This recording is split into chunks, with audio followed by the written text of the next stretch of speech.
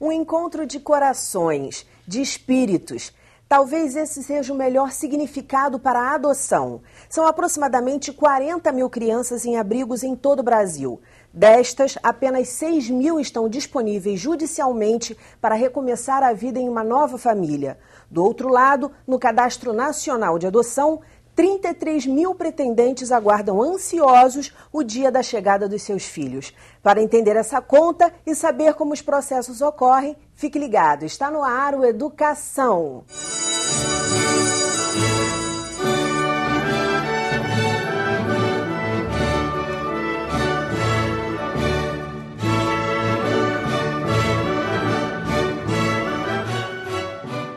Meus convidados de hoje são o desembargador Ciro Darlan, a deputada Tia Ju e Bárbara Toledo, fundadora do Grupo de Apoio à Adoção Quintal de Ana. Muito bem-vindos ao programa. 40 mil crianças em abrigos, apenas 6 mil disponíveis para adoção.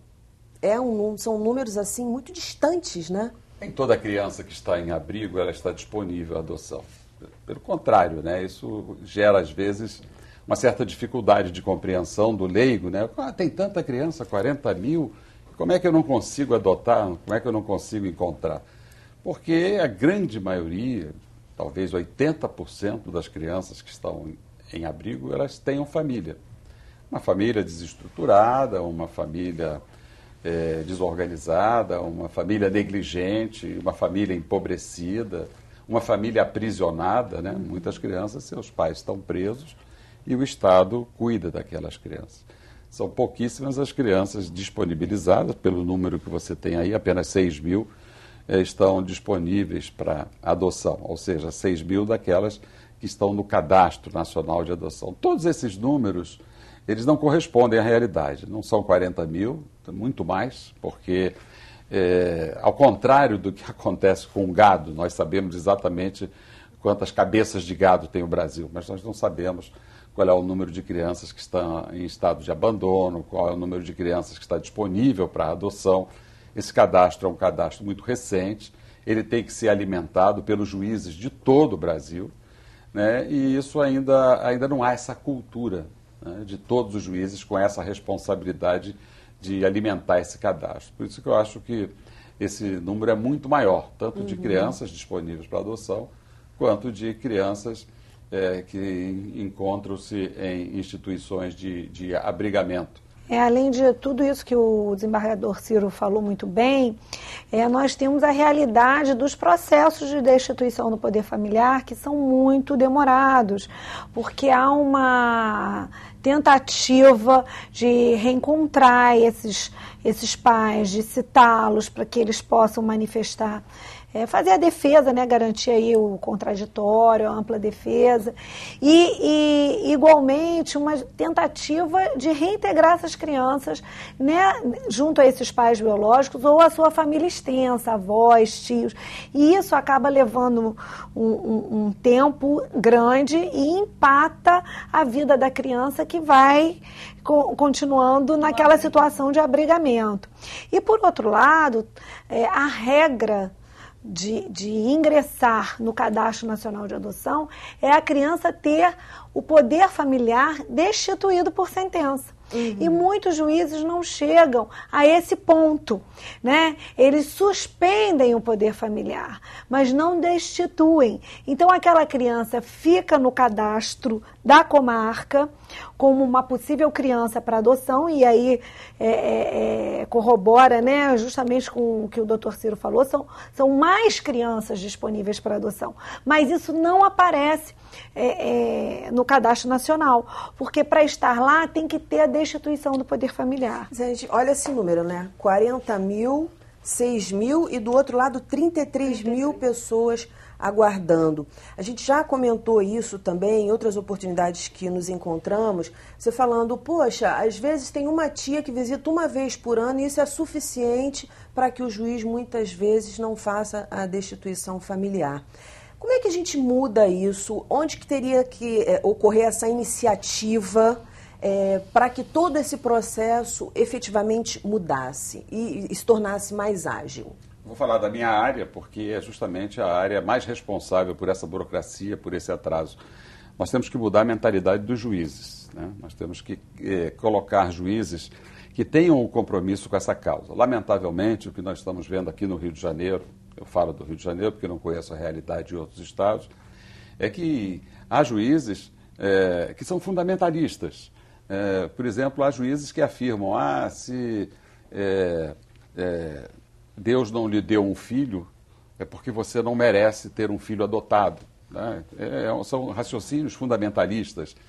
Há juízes que falam, não, nós temos que encontrar a mãe dessa criança. A criança já está 5, 6 anos abandonada num abrigo, nunca foi visitada, não tem uma pessoa da família, mas o juiz ainda insiste em encontrar alguém para que essa criança venha a ter uma família e para que essa criança seja feliz, como se esse juiz fosse o dono da felicidade daquela criança. E esquecendo-se, né, desembargador, do que a criança não pode esperar muito, porque tem um perfil... Cresce, né? O perfil de preferência das pessoas para adoção. E se vai passando muito tempo, a burocratização, a ideologia de cada cabeça, essas coisas todas que vão entrelaçando o processo, isso vai se passando o tempo e a criança vai saindo da preferência, né, para adoção. Né, de uma maioria, da né? maioria que é até os 5 anos. Então, esse processo burocrático, esse pensamento na cabeça de cada juiz, vai esquecendo de uma coisa primordial, que na minha ótica é primordial, o maior interesse da criança. Além disso, a legislação também não ajuda, né? Nós estamos aqui em fase de mudança do Código de Processo Civil, já mudou o Código Civil, nós estamos em vias de mudar o Código Penal, de atualizar a nossa legislação, mas ela não se preocupa com a prioridade absoluta, que são crianças e adolescentes. Por exemplo, por que um processo de adoção demora muito? Porque há muita documentação e toda essa documentação se exige por parcela, né? Não se exige no primeiro momento.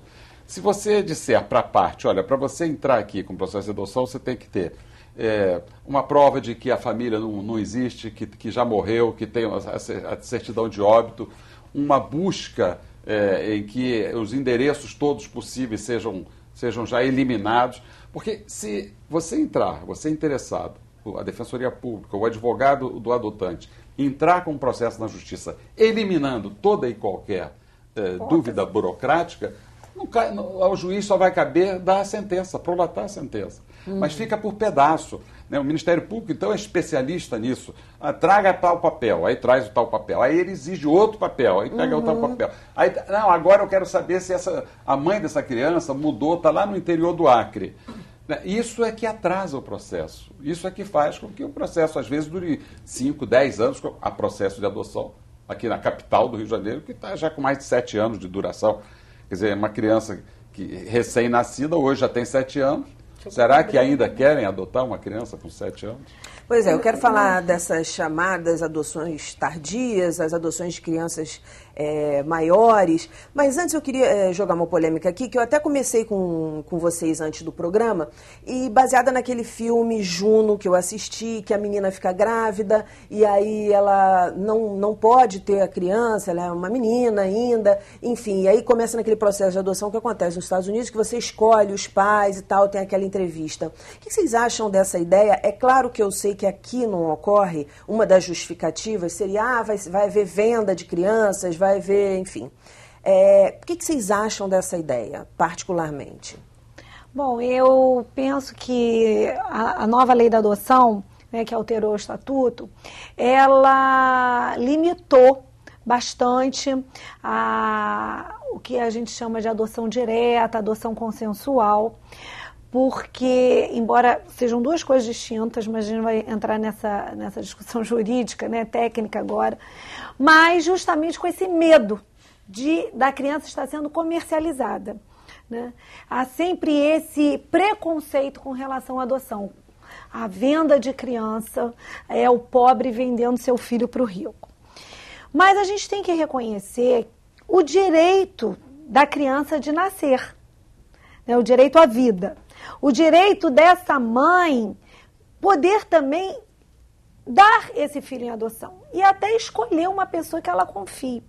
O que a gente vê que às vezes a pessoa não tem nem identidade com aquela conhecimento, afinidade com aquela família para que ela escolhe. Daí, muitas das vezes, a suspeita de estar havendo algum tipo de comércio. Mas isso tudo tem que ser acolhido pela autoridade judiciária, pela equipe técnica da Vara da Infância, pelos conselhos tutelares, enfim. O direito da pessoa entregar, ela está sendo até responsável com o ato.